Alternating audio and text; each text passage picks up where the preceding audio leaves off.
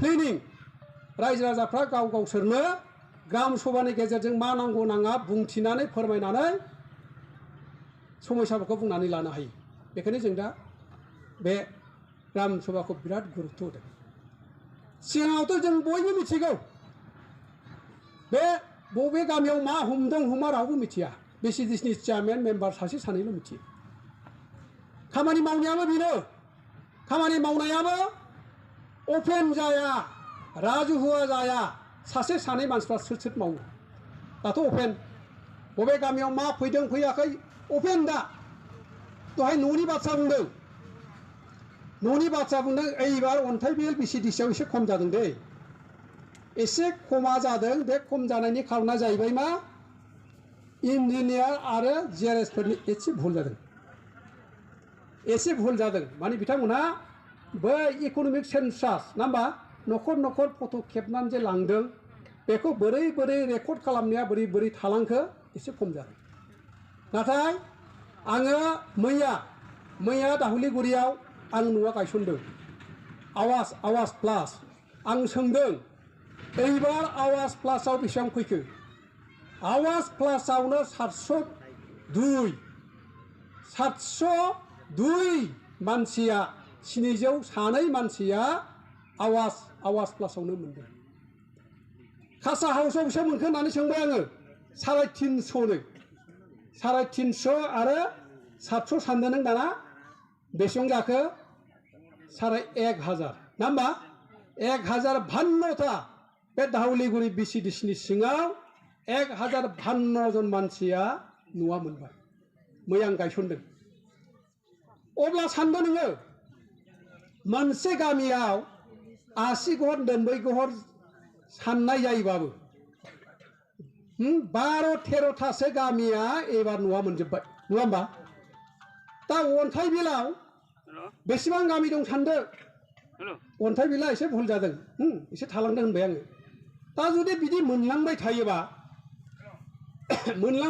माथो बयबो मोनजोबगोन। बे बाथ्राखौनो दहाय बिनाया होनदों।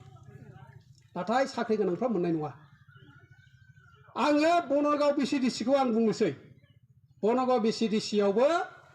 दाखालिनि मथेबा 12-1300सो दङ। होमबा नायदो नोङो बनरगाव बिसिडिसिनि सिङाव बारा गामि गैया। खाग्राबारि मोनथाम दङ फिसा फिसा गामि, बनगाव गामि सारि, थेखाइपारायाव मोननै दङ, सारि आरो 6 जाबाय। बेनिफ्राय मा दंबावो खैरो गुरिया फिसा। दा बेखौ नायोबाथ' गामि दफ्रामबो माथो खासा हाउसआवनो 1300 माबायावनो आवास प्लासावनो आरो खासा हाउस थाबावबाय नङा होमबा? होमबा नायदो नोङो। दाखालि पाटगावआव थांबाय आङो। पाटगावआव न' मोनग्रा मानसिफोरजों आं रायज्लायदों। आङो सोंबाय माबानो आवास प्लासा 550 आरो खासा हाउसआबो बिदिनो 400 ना बेसेबांबा, माने 1000सो मोनबाय। होमबाथ' माथो बयबो मोनजोब्बाय। मालाबा रायलायो जोंनि मानसिफ्रा नंगौखौ रायलायो ना नङैखौ रायलायो आं आसरित जायो। जेबो मोनाखै मायाखै माबा बुंनाय आं खोनायो आरो। अरुनदय होदों दा नङा होमबा? अरुनदयखौबोथ' मोनबाय। अनसाय बिथांखिखौ आंनो रानदों। जोंनि समस्थियाव 200 जन मानसिनो रानदों आं। दहाय दाउ अमानि खोथा बुंदों। नंगौ अपेनलि जोंनावहाय दाउ अमाया मोनाखै, खिन्थु दाउ अमानि थाखाय जोङो 200 जन मानसिखौ लिस्ट खालामना हरदोंमोन। नाथाय गोजौआव मा जाखो आं मिथिया, जोंनाव फैयाखै। बेखायनो जों बुंनानै जोङो नगा होदों। खबरदार बनगाव समस्थिनिफ्राय जों लिरना हरदोंमोन, आंनो लिरना हरदोंमोन। बनगाव समस्थियाव मानो फैयाखै? दतमावबो मोनाखै, कयेकथा समस्ति दं। जों दा एसे बुंबाय थादों। जोंहा गियान सोरां नङा होमबा? गियान सोरांखौबो जोङो 200 जन हरदों। आरो दाथ' नै गोदानै दा रेशन कार्ड थेसन कार्ड बेथ' दा आराम्भआनो जाबाय। दा आङो बेखौ जोङो बुंदों, जोंहा प्रमद बर'आ बुंदों जेखि खामानि मावा मानो बिसिडिसिनि चेयारमेना हारसिं मावनो मोना, मेम्बारा हारसिं मावनो मोना, राजुहुआ खालामनांगौ। खारन बियो जाबाय गणतान्त्रिक देश आरो बेनो जोंनि परिबर्तन। नैबेसो बाथ्राया। बेखायनो आङो साफ्रोमबो मानसिनो होनो हाजोबदों आं बेखौ बुङा। मोनसे बाथ्रा सैथो खेबसेनो रावबो मोननाय नङा नाथाय मोनद्रायथारैथ' नङाना आरो बनरगाव समस्थियाव आङो दिनै नैबे खाथियाव जेखौ हाग्रामा मावाखै आं बेखौ आसि थुना बुंगोन बनरगाव हाइ स्कुलखौ जों केन्द्र खालामनानै जोङो फरायदों बनरगाव हाइ स्कुलखौ जोंनि एरियानि मोनसे फरायसालि जों साननानै लायो 17 बोसोराव हाग्रामा एक फैसाबो होआखै प्रमद बर'आ 50 लाख होदों दाथ' बिल्डिं आराम्भ खालामदों नङा होमबा लरेन्स इस्लारियाबो 50 लाख होदों आरो नै दाखालि प्रमद बर'आ बनरगाव स्टेडियामाव दाखालि फैनानै जोंहा गायसनफैदों लरेन्स इस्लारि 12 करोड़ 13 कौटिमोन बेखौ हाग्रामा मावाखै जानला मोनला बुंबा जानाय नङा खिन्थु जानला मोनला गावस्रा थाखा फैसा फैनायखौ जानला मोनला एखेबारे स्किमा रानलाबायनानै जाजोबदों जाय मोननाया मोनबाय थादों जायनि थाखाय गारि सोरजिदों बिल्डिं खालामदों जों 17 बोसोर जोङो खस्थ' खालामनानै थाबोदों नङा होमबा एसे नंगौ खोथाखौ रायलायनाया मोजां बांद्राय राजनिति होननानै जानला मोनला बुंनाय बिदिजों जानाय नङा बिदिजों समाजा सोलिनाय नङा प्रमदआ मा मावमारदों हाग्रामा मा मावमारदों एसे थाला लानांगोन नङाबा मा जागोन सोरबा बुंनायावनो जुदि गोजावोबा खिन्थु बिदिजों जानाय नङा आरो आं बुंदों दानि सरकारा रासिन जाथिनि थैनाय थांनायखौसो सानदों दा जाथिनि थैनाय थांनायखौ सानदों बेखायनो आङो खावलायो दिनै जोंहा रिभिउ होननानै बुङोबा माखासे खोथाखौ जों सावरायनो गोनां जायो दा मेम्बारशिपनि खोथाखौ दहाय बुंदों बिना गयारिया आं बुंगोन सोरबा जुदि बुङोबा जानला मोनला सरकार जाबाय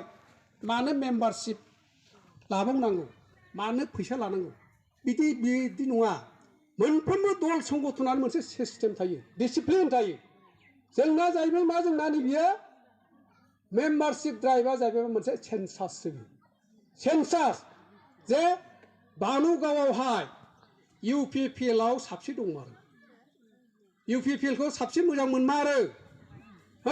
जेरै भारत देशआव जेरैहाय सेन्सास खालामो दा खालामा मा सेन्सासखौ मानो खालामो भारतआवलाय जे भारतारिफ्रा बेसेबां दंमारो गोरिबफ्रा बेसेबां दंमारो नैबे हिसाब खालामनोसो जोङो नैबे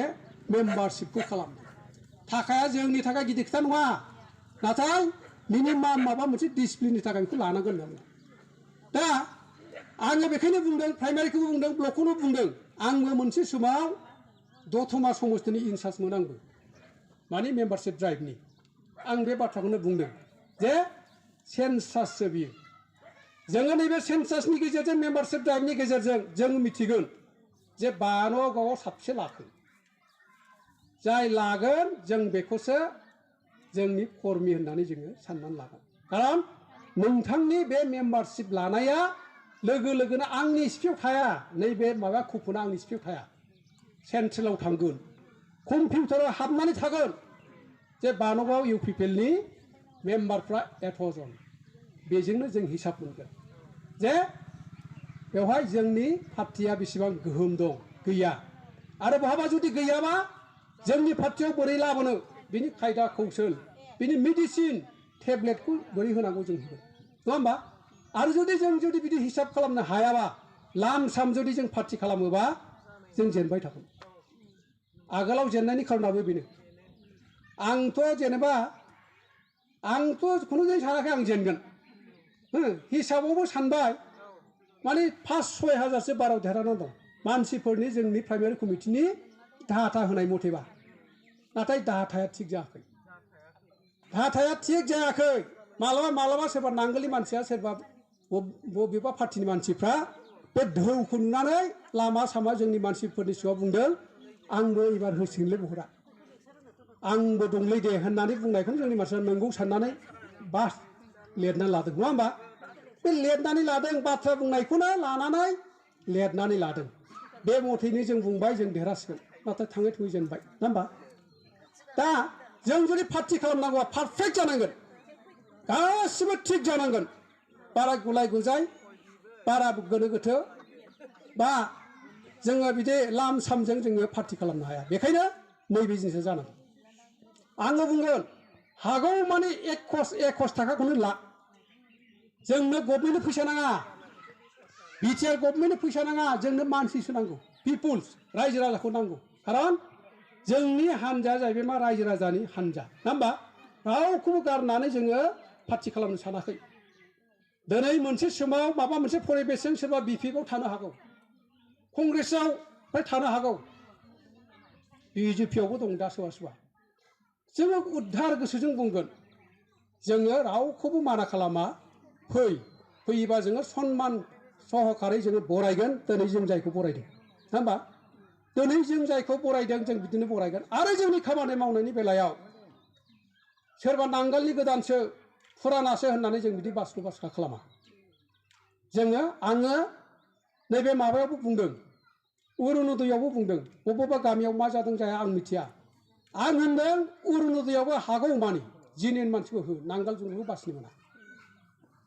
सोरबा रान्दि दंबा हाबा जायि दंबा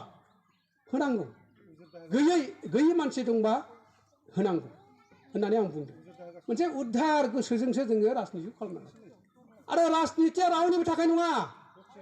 राजनितिया प्रमद बर'नि थाखाय नङा राजनितिया इउजि ब्रह्मनि थाखाय नङा राजनितिया रायजो राजा आइ आफाफोरनि थाखायसो नङा होमबा आइ आफाफोरनि थाखायसो बेखायनो जोंनि खामानि मावनायाबो बिदिनो जानांगौ बेखायनो आं दिनै खावलायदों जे जोंहा दिनैहाय बिसिडिसिनि गेजेरजों जोङो गोबां सोलायनायखौ जोङो खालामनो नाजादों बिसिडिसिखौ मोनसे सिस्टेमेटिकलि लांनायनि बाथ्रा बुंदों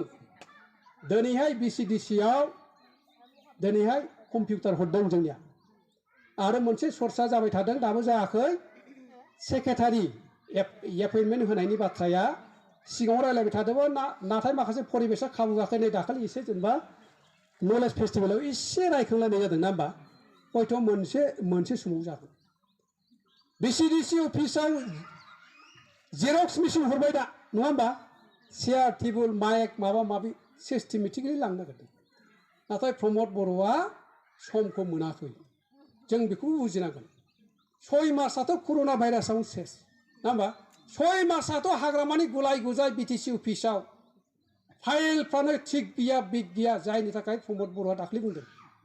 ओरैबायदि खालामबाय सानसेयावनो माबाया स्किमा हरनोसै खामानिया हरनोसै सानसेयावनो वार अर्डार सानसेयाव माबा माबि बहाबा सहि होयो बहाबा देरानो गैयानो उल्थां फाल्थां जायनि थाखाय 2900 कौटिया केलेंकारि जादों होननानै बुंदों बे ओरैनो बुङाखै प्रमद बर'आ ओरैनो बुंनो हाया बिनि मान सम्माननि खोथा दं एक फेक्स एन्ड फिगार थयथ' सहकारिसो बुंदों बियो बेखौ हाग्रामाबो नङा होननो हाया मोनसेल' खोथाजों बियो बुंदों मा बे दालाल मानसिनि खोथाखौलाय सोरथो बिसास खालामनो बिदि बुंनानै बियो एरायनो नाजादों एरायनो नाजाबाबो हानाय नङा खारन फेक्स एन्ड फिगार थयथ'जोंसो बुंदों बेखायनो दिनै आङो गोलाव बुंना रायजोफोर मोनसे खोथा उनावबो अनेक बे रोखोमनो नङै बाङै बाथ्रा बुंनो हागौ जोंहा हनै दतमानि अमर सिं ओरैबायदि मोनसे समावथ' उपेन ब्रह्मआ बेखौ आन्दलनाव माने ओंखारनो लेंदोंमोन जाहैदों सेल्फिस मानसि माने ओंखाराखै बेखौ लेंनो थांग्रा मानसिफ्रानो दाबो दङ फैयाखै बुङो गोदो आन्दलन समाव लेंबाय फैयाखै नै दा मानसिया रिटायार्ड जाबाय इलेक्सन गेलेनो नागिरदों दा इलेक्सन गेलेनो नागिरनायखाय ओरैबायदि एक्टिभ जादों दा ससियेल मिडियायाव नुयो सासे नेतानि रावा बिदि जाया मालाबाबो मोजां मानसिया मोजां क्वालिटि मानसिया मालाबाबो बिदि राब बाहाया बेनि बाथ्रायावनो सिनायो दे दिनै जोंनि माखासे नेताफ्रा बेबादि मानसिजोंलाय मा भटखौ होनो होननानै सिरि थायो इउजिदा मोनहाथ' मिथिगौ उरखाव गोरा ब्रह्म इउजिदा बे माने एखे जायगानि मानसि जेबो बुङा बेजों नांलायनानै बेजों थरख होनानै जेबो लाब गैया मा लाब जादों बे आरो जोंना दा ओरैसो सोर मा बुङै बुंथों जोंहा मावनांगौ मावबाय थागोन मावनांगौ मावबाय थादों नैबे स्पिरिटजों प्रमद बर' इउजि ब्रह्ममोनहा दा मावगासिनो सेम जोंबो बिदिनो बे आरो आं बेखौ बुंबाय दा बनगाव समस्ति हिसाबै आं एसे सांग्रांसो जाहोनो आं एसे लुबैदों जोंनि समस्तिया इउपिपिएल हिसाबै न' डाउट सरकारा जोंनि ना होमबा बनगावआव आं टिसिएलटिसिनि चेयारमेन नंगौ नाथाय आङो इलेक्टेड सासे प्रतिनिधि नङा राजीब बांगालासो बियो बिपिएफनिमोन ना होमबा बियो देरहानानै दिनै बिजेपिआव हाबदों आरो बिजेपिआव हाबनानै सरकारनि सासे अंशिदार हिसाबै बियो दङ बेखायनो इलेक्टेड हिसाबैसो बिटिसिआव माबा माबि रायलायनाय जायोबा आं हाबनो मोना किन्तु राजीब बांगाला हाबनो मोनो जोंना नैबे एसे थालांबाय आरो जुदि इलेक्टेड जानायमोनबा माने नोंथांमोननि भटजों बै बिटिसिनि सिङाव मा रायलायदों मा सावरायदों मा रानलायदों आं फुरा बुंनो हायोमोन बाहागो लानो हायोमोन दा किन्तु आङो सेकेन्ड पार्सन बादिसो जायो दा सोरनिफ्रायबासो आं खबर लानो गोनां जायो आङो जुदि हाबनो मोनोमोनबा आंनि एरियानि बाथ्राखौ आं बुंनो मोनोमोन नङा होमबा जोंनाव उमुक नांगौ थुमुक नांगौ माबा माबि आं बुंनो हायोमोन नाथाय नैबे बुंनो स्क'प आंना गैया दा बेखायनो आङो दिनै खावलायो जेराव इउपिपिएलआ जाथि थैनाय थांनायजों लोब्बा दं जोंहा सोरबा बिजेपि सोरबा कंग्रेस सोरबा आम आदमि पार्टी बादि नङा जाथि दानायानो प्रथम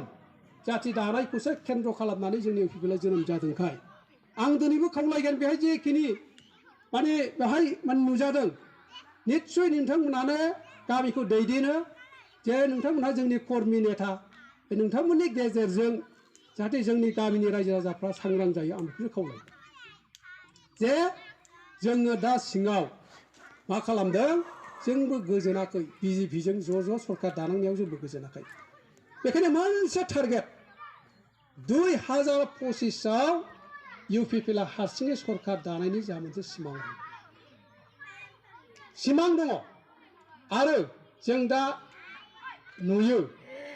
जोंहा सिगाङावनो थाखा गैया फैसा गैया जोङो 11 जन देरहादों आरो जोंजों दा माखासे बिपिएफनि एमसिएलएफ्रा फैनानै दङ दा गोबांसै जों अनेक खामानि मावनो हाबाय जोंहा मोनसे बिसास दङ 2025आव जोङो सरकार दानो हागोन सरकारा मानो दानो हागोन आं बेखौबो नैबे बाथ्राखौ बुंखानो लुबैयो दहाय मोनसे बाथ्राखौ बुंदों जोंना समस्तिया 40थाल'मोन एबार 60था जाबाय 60था जायोबा सानजाहा गहपुर सनितपुराथ' हाबबाय बिश्वनाथ सारियालिया दा हाबबाय जेला बे आङो बानायनानै खोथा बुंनाय नङा बियो नैबे जिनिसा ओरैबायदिबो जाहैनोबो हागौ लजिक प्रेक्टिकेलबो जाहैनो हागौ बियो आरो गोदोबो जादों बे सनितपुर गहपुरनि रायजो राजाफ्रा बिराद गोबावसै बिटिआरआव हाबनो होनना लुबैनाया दा दाखालि हाबबाय होननानै फोसावनानै ओरैबायदि खुसि जाबाय ओरैबायदिबो परिबेस फैनो हागौ बेवहाय 8था समस्तियानो जा 9था 10था समस्तियानो जा उइदाउट कन्टेस्टबो फैनो हागौ आरो उइदाउट कन्टेस्ट फैयोबा बेयो रावनिबो नङा इउपिपिएलनि जागोन बेयो नङा होमबा आंनि मोनसे एक्सपिरियेन्स सिगाङावबो जेला बिटिसि जाजेनो हाग्रामा महिलारि चन्दन खाम्पा सभाराम मिताराम साबा बिएलटि नेताखौ इलेक्सन गेलेहोनाय जायाखै नङा होमबा दाबो जोंनि बेलायावबो बिदिनो जागोन होमबा 8था 9था 10थासो सिटआनो जोंनि देरहाखौ बोखायोबा जोंनि थाखाय नेक्स्टआव सरकार दानाया बारा गोब्राब जाया नङा होमबा नैबे जाहैबाय लजिक जों जे बाथ्राखौ बुङो जे खामानिखौ मावो जों लजिकजों बुङो जों ओरैनो बुङा जों ओरैनो मानसिफोरखौ गोदै माने बाथ्रा बुंनानै कनभिन्स खालामनो बुरखायनो थाखाय जों बुङा जोङो तथ्य सहकारिसो बुङो आरो बेखायनो आङो लुबैनाया नैबेसो नेक्स्टआवबो प्रमद बर'नि दैदेननायाव सरकारा जागोन स्पष्ट खोथा खारन 10थासोआनो आवगायनानै फैखाबाय दा आङो बाथ्राखौ बुंनो लुबैनाया मा क'क्राझार डिस्ट्रिक्ट स्पेसियेलि बनगाव प्रमद बर'आ सानजाहानिखौ लानानै सरकार दाबाय थानोसै जोंहा नायबाय थानोसै नामा ना होमबा जों नायबाय थानो नामा बाथ्रा बेसो दहायसो आं बुंदों जे दिनै गार्जेन गैयि बादि जादों राजीब ब्रह्मआ मारै मावनो हादों मावनो हायाखै आं बेखौ बुंला दा जेब्रुआथ' मैया नांगोलनिथार दिनै बिजेपियाव थांबाय मालाबा मालाबा सन्देह जायो आच्छा बिजेपियाव दङ ना नांगोलाव दं जाखो मालाबा मालाबा बे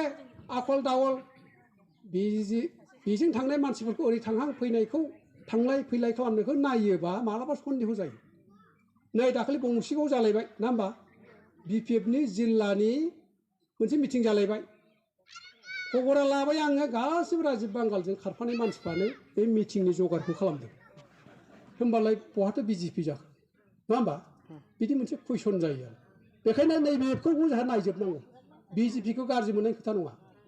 एक्सुवेलि मानसिया मा नांगोलाव दंमारो ना बिजेपियाव दंमारो बे जिनिसखौ जोंहा नायजोबनांगौ